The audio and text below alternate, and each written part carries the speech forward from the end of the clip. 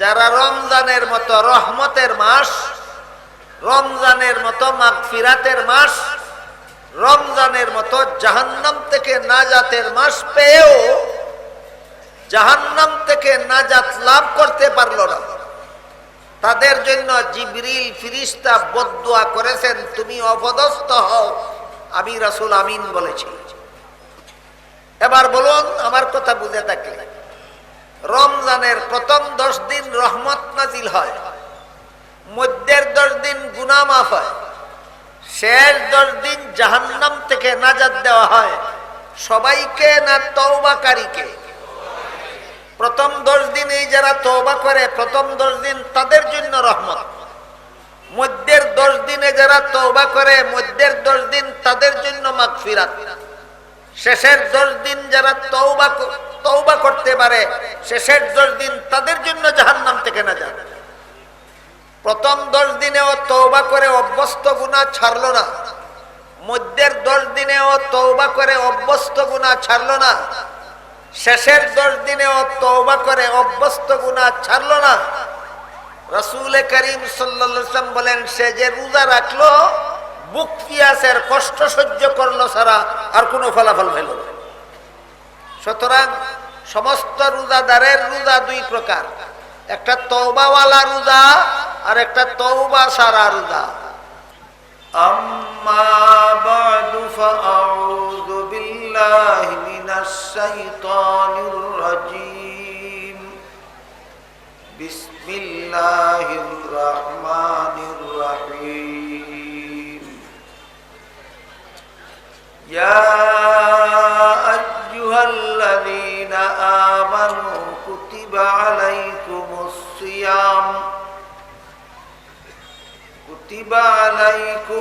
সিয়াম কামা কুতিবা আলাল্লাযীনা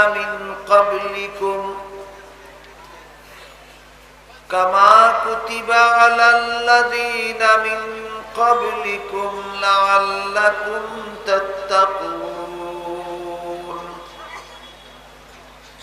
বারাকাল্লাহু লানা ওয়া লাকুম ফিল কুরআনিল আযীম ওয়া নাফা'না ওয়া ইয়্যাকুম বিল আয়াতি ওয়াজ যিকরিল হাকীম।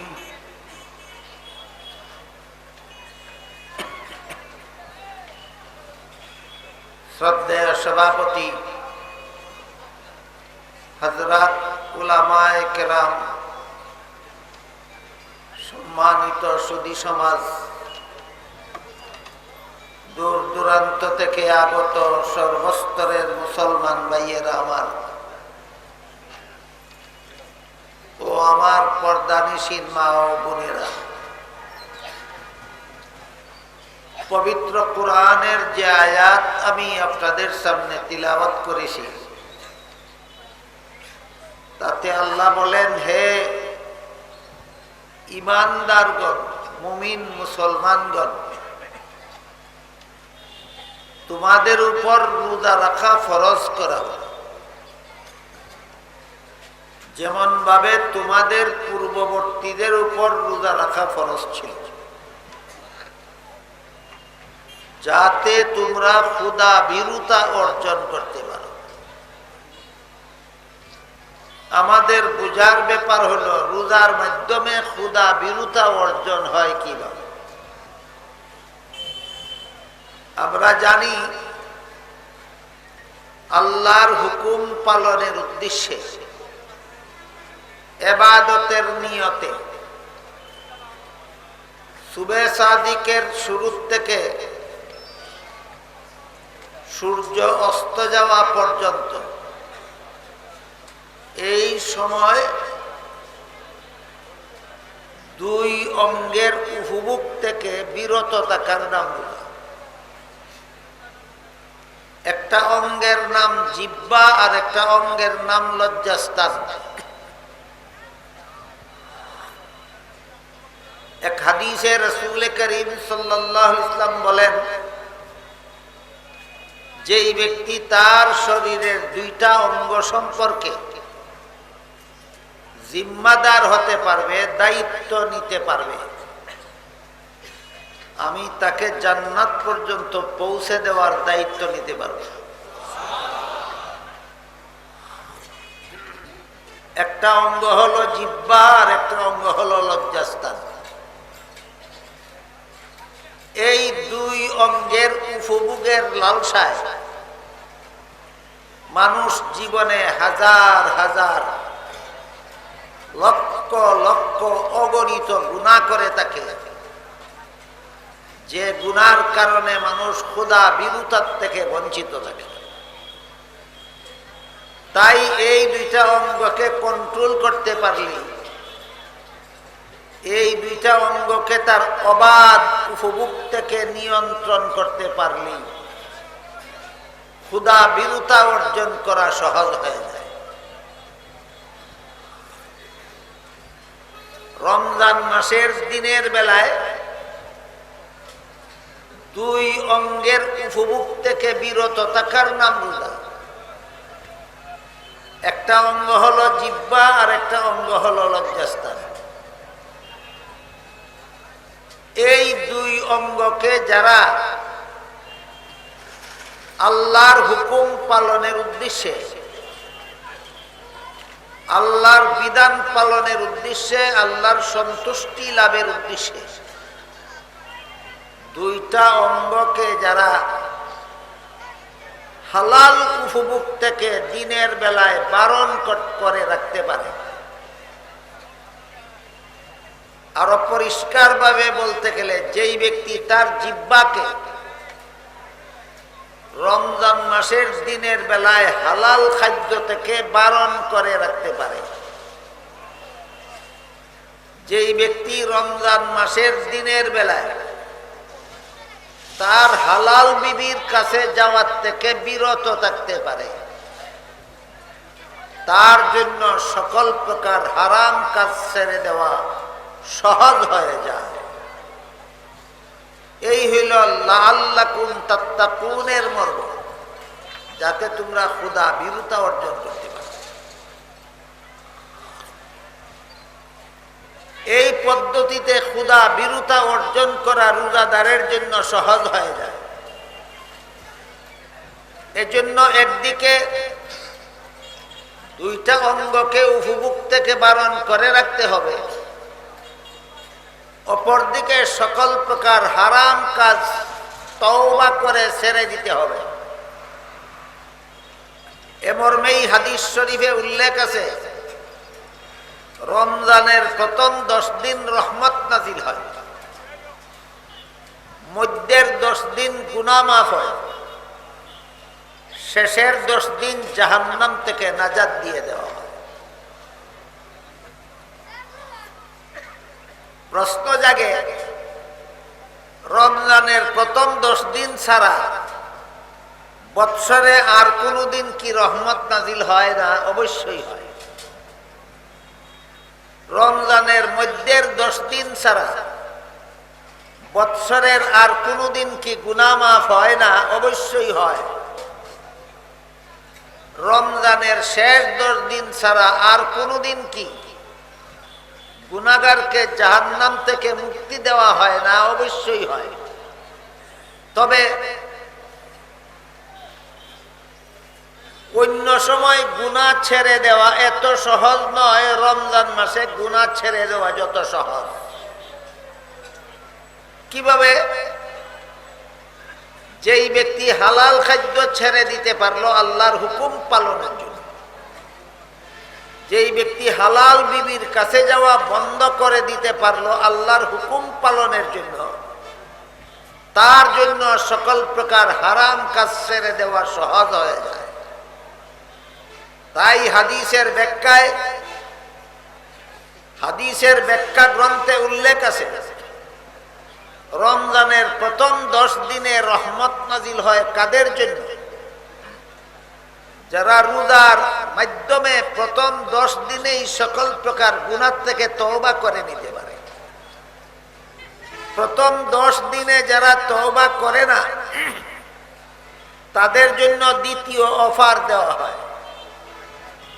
মধ্যের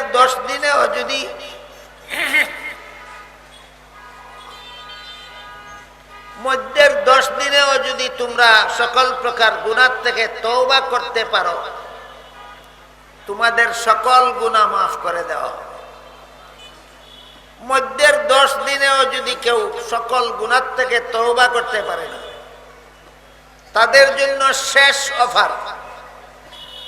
তোমরা যদি শেষ 10 দিনের মধ্যেও সকল প্রকার গুনাহ তওবা করে ছেড়ে দিতে পারো, তাহলে তোমাদেরকেও জাহান্নাম থেকে নাজাত দিয়ে দেওয়া হবে।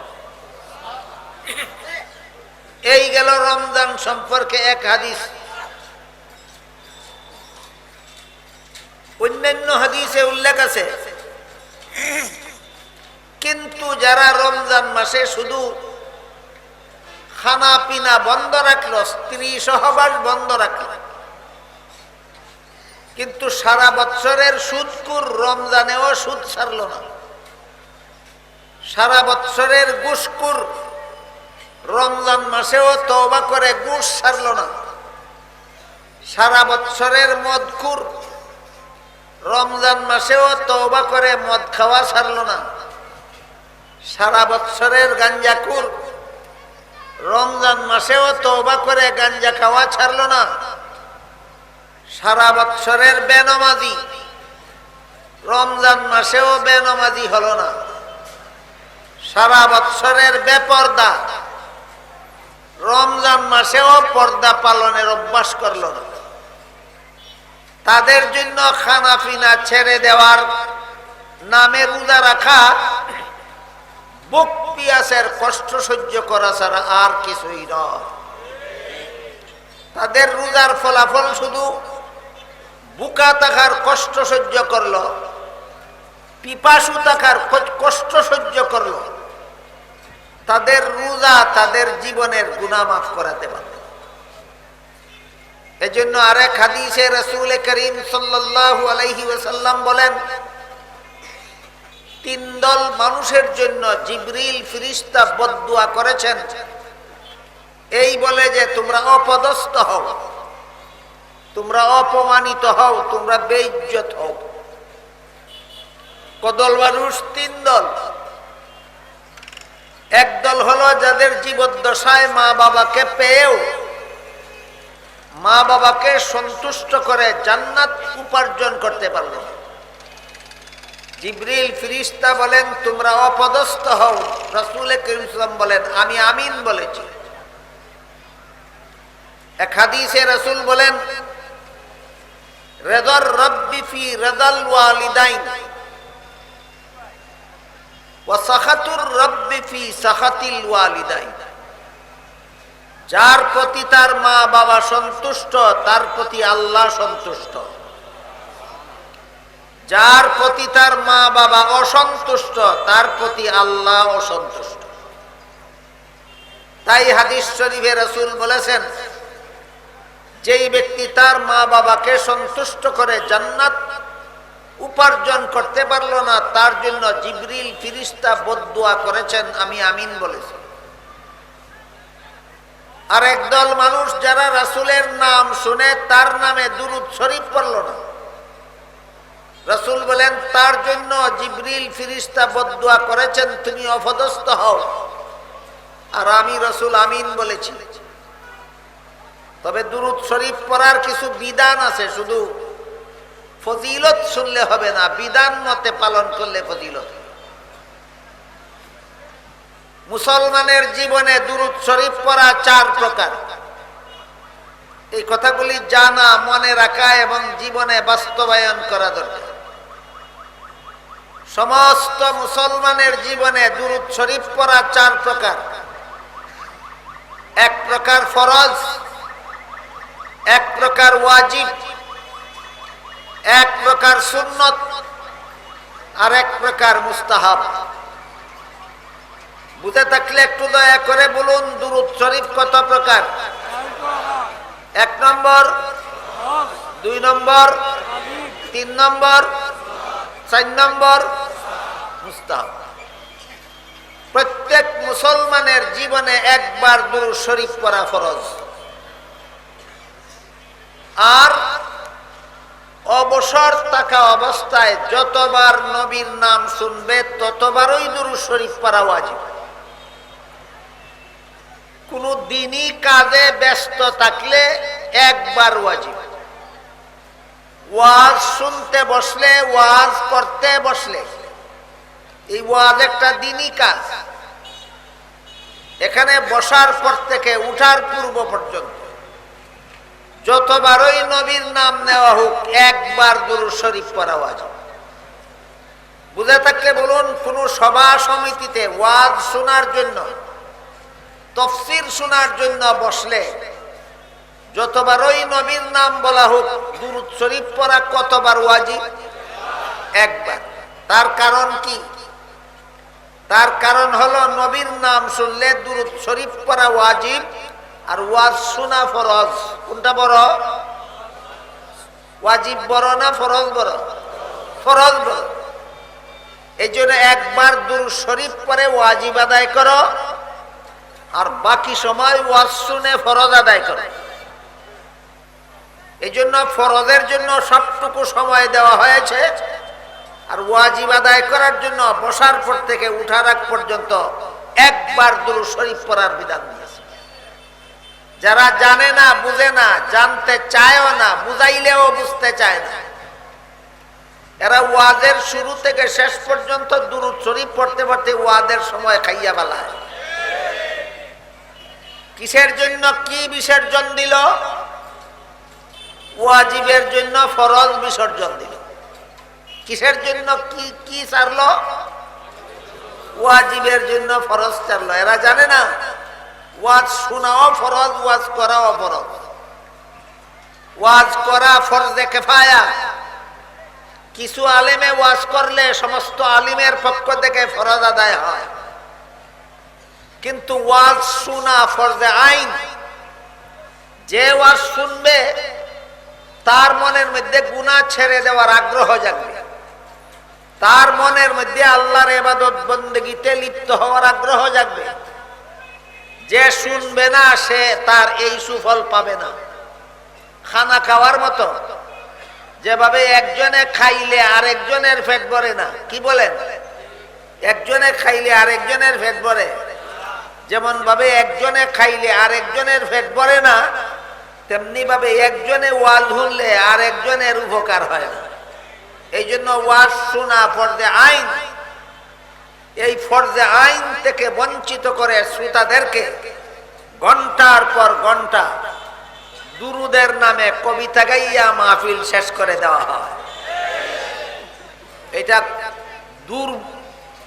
এটা অবুধ লোকের কাজ, বুদ্ধিমান লোকের কাজ নয়। রাসূল বলেন, যেই ব্যক্তি আমার নাম শুনে দুরূদ শরীফ পড়ল না, তার জন্য জিবরিল ফেরেশতা বদদুয়া করেছেন, তুমি অপদস্থ হও, আমি আমিন বলেছি। বলেন বিধান ছাড়া না বিধান মতো? মাহফিলে দুরূদ পড়ার বিধান কি? কতবার? কি ওয়াজিব? একবার ওয়াজিব। আর প্রত্যেক নামাজের শেষ বৈঠকে সালাম ফিরাবার আগে দুরূদ শরীফ পড়া সুন্নত। প্রত্যেক নামাজের শেষ বৈঠকে সালাম ফিরাবার আগে দুরূদ শরীফ পড়া সুন্নত। এই তিন প্রকার দুরূদ শরীফ ছাড়া আর যত জায়গায় দুরূদ শরীফ পড়ার বিধান আছে শরীয়তে, সবটাই মুস্তাহাব, সবটাই মুস্তাহাব। যেমন মুনাজাতের আগে পরে দুরূদ শরীফ পড়ার বিধান আছে। ফরজ, ওয়াজিব, সুন্নত না মুস্তাহাব? মুস্তাহাব। নামাজ আজানের শেষে, আজান শেষ হওয়ার পরে দুরূদ শরীফ পড়ার বিধান আছে শরীয়তে। ফরজ, ওয়াজিব, সুন্নত না মুস্তাহাব? আজানের শুরুতে দুরূদ শরীফ পড়ার বিধান নাই শরীয়তে। যেমন ভাবে নামাজের শুরুতে দুরূদ পড়ার বিধান নাই, পড়লে হবে বিদাত, তেমনি ভাবে আজানের আগে দুরূদ পড়ার বিধান নাই, পড়লে হবে বিদাত। গায়ের জোরে বিদাত করলে ইচ্ছা মতো করো, কবর গেলে টের পাইবা গায়ের জোরে বিদাত করার ফল কত ভয়ঙ্কর। কেউ যদি বলে হাদিস শরীফে রাসূল বলেছেন, যে ব্যক্তি একবার আমার প্রতি দুরূদ শরীফ পড়বে, আল্লাহ তার প্রতি 10 বার রহমত নাযিল করবে। তার 10টা গুনাহ মাফ করে দেবেন, তার 10টা মর্যাদা বাড়িয়ে দেবেন। এই ফজিলত শুনে কেউ যদি মনে করে এত বড় ফজিলতের দুরূদ শুধুমাত্র নামাজের শেষে পড়ব কেন, নামাজের শুরুতেও একবার পড়ে নেই, বলেন তার দুরূদ সুন্নাত না বেদাত? ঠিক তেমনি ভাবে আজান শেষ করার পরে দুরূদ শরীফ পড়ার বিধান আছে শরীয়তে। আজান শুরু করার আগে দুরূদ শরীফ পড়ার বিধান শরীয়তে নাই, পড়লে হবে বিদআত। ফতোয়ায়ে শামিতে লেখা আছে ওয়াজের ফাঁকে ফাঁকে শ্রোতাদেরকে নিয়ে বক্তা সুরের তালে তালে ফাঁকে ফাঁকে দুরূদ শরীফ পড়া বিদআত। ওয়াজের ফাঁকে ফাঁকে শ্রোতাদেরকে নিয়ে বক্তা তালে তালে তাল মিলাইয়া দুরূদ শরীফ পড়া বিদআত। কোন কিতাবে লেখা আছে? ফতোয়ায়ে শামিতে লেখা আছে। কাজেই আমার নামে দুরূদ না পড়লে জিবরিল ফেরেশতা তার প্রতি বদদুয়া করেছেন, আমি আমিন বলেছি। এটা কি ওয়াজের ফাঁকে ফাঁকে তালে তালে পড়বার লাগি? ওয়াজের সময় বাদ দিয়া সারা সময় দুরূদ পড়ার জন্য না বিধান মতো? এই জন্য বলেছিলাম বিধান মতো। শরীয়ত যেভাবে যে কাজের বিধান দিয়েছে সেই কাজ সেইভাবে করতে হবে।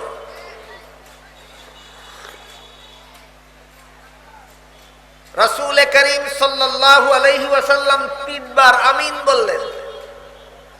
সাহাবায়ে কেরাম কারণ জিজ্ঞাসা করলেন। রাসূল বলেন জিবরিল ফেরেশতা 3 দল মানুষের জন্য বদদুয়া করেছেন, এই জন্য আমি 3 বার আমিন বলেছি। একদল মানুষ যারা মা বাবাকে পেয়েও তাদের সন্তুষ্ট করে জান্নাত অর্জন করতে পারল না, আর একদল যারা বিধান মতো দুরূদ শরীফ পড়ল না, না বিধান ছাড়া বিধান মতো দুরূদ শরীফ পড়ল না।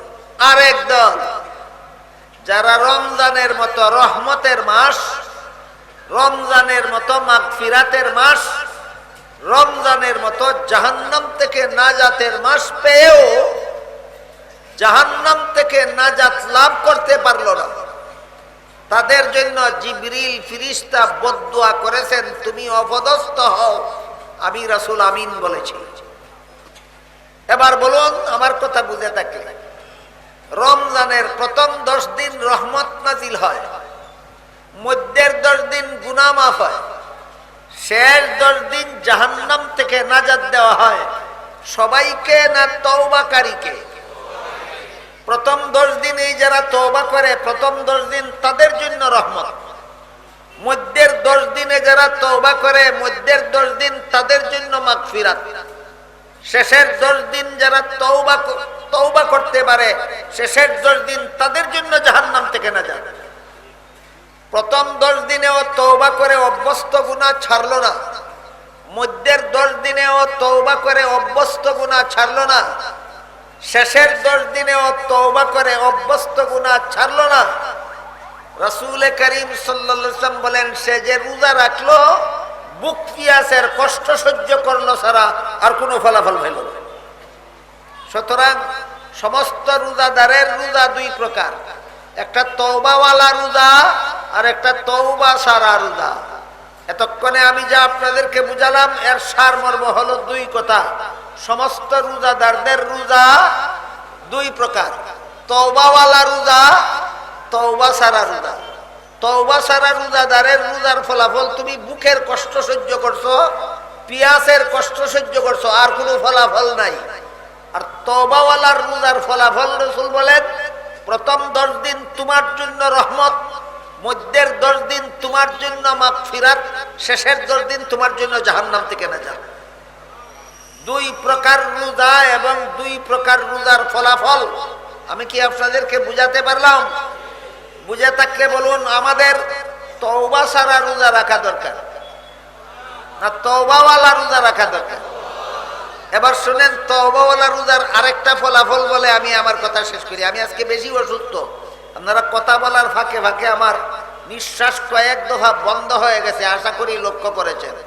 তারপরও আপনারা যেন হতাশ না হন, নিরাশ না হন। আমি আমার দুর্বলতা, আমি আমার অসুস্থতা চাপা দিয়েই কথা বলতেছি, যেন আপনারা বঞ্চিত না হন, নিরাশ না হন। তওবাওয়ালা রোজার আরেকটা সুফলের ঘোষণা দিয়ে আজকে কথা শেষ করছি। হাদিস শরীফে রাসূল করিম সাল্লাল্লাহু আলাইহি ওয়াসাল্লাম বলেন, ঠিক মতো যারা রোজা রাখে রমজান মাসের, রমজান মাস শেষ হলে পরে শাওয়ালের প্রথম তারিখে যখন ঈদুল ফিতরের নামাজ পড়তে ঈদগাহর মাঠে যায়,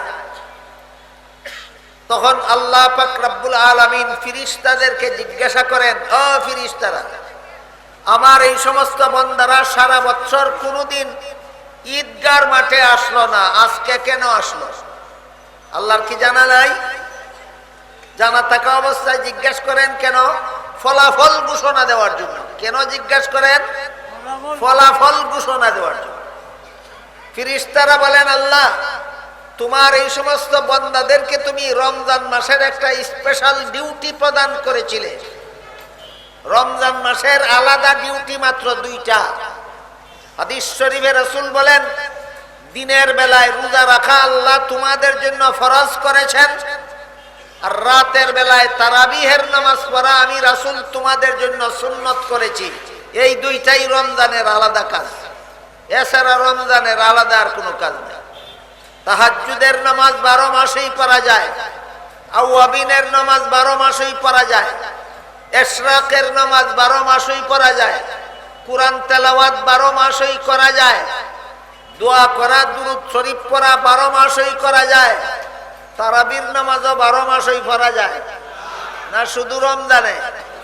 ফরজ নামাজ 12 মাসেই রাখা যায়, না শুধু রমজানে?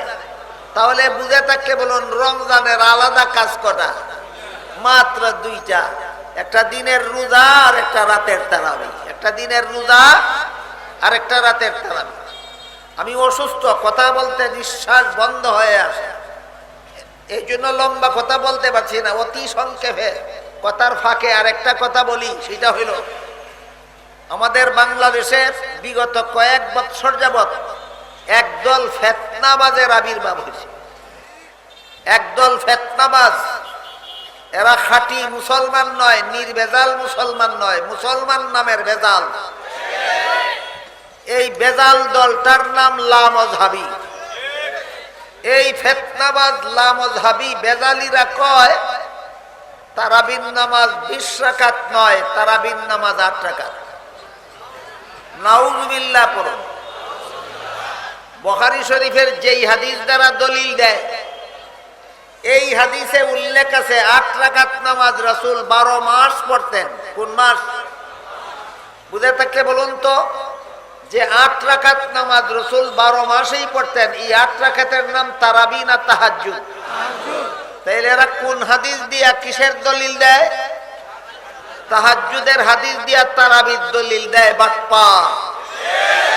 নবীর হাদিস নিয়ে এমন জঘন্যতম বাটপারি এই লামজাবিরা ছাড়া আর কেউ করতে সাহস করে না। সুতরাং এদের কথায় দুকায় পড়বেন না। অন্যান্য হাদিসের কিতাবে আছে শুধু রমজানে রাসূল আলাদা একটা নামাজ পড়তেন, সেটা 20 রাকাত। সেটা কত রাকাত? 20 রাকাত। সুতরাং তাহাজ্জুদের নামাজ 12 মাস, সেটা 8 রাকাত। তারাবির নামাজ শুধুমাত্র রমজানে, এটা 20 রাকাত। তো রমজানের আলাদা দায়িত্বই দুইটা, দিনের রোজা আর রাতের তারাবি। দিনের রোজা আর রাতের তারাবি।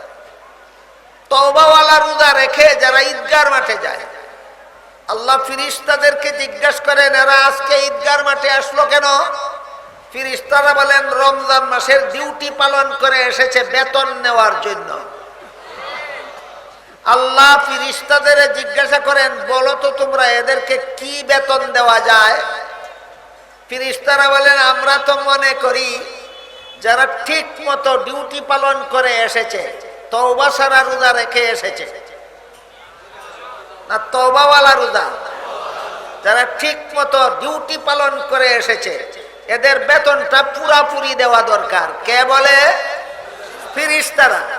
তখন আল্লাহ বলেন, ফেরেশতারা তোমরা সাক্ষী দেখো, রমজান মাসে আমার দেওয়া ডিউটিটা যারা ঠিক মতে পালন করে এসেছে, এদের সারা জীবনের সব গুনাহ মাফ করে দিল।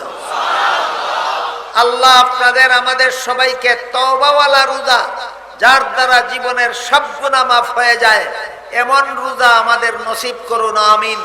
সুবহানা রাব্বিকা রাব্বিল ইজ্জাতি আম্মা ইয়াসিফুনা ওয়া সালামুন আলাল মুরসালিন ওয়ালহামদুলিল্লাহি রাব্বিল আলামিন।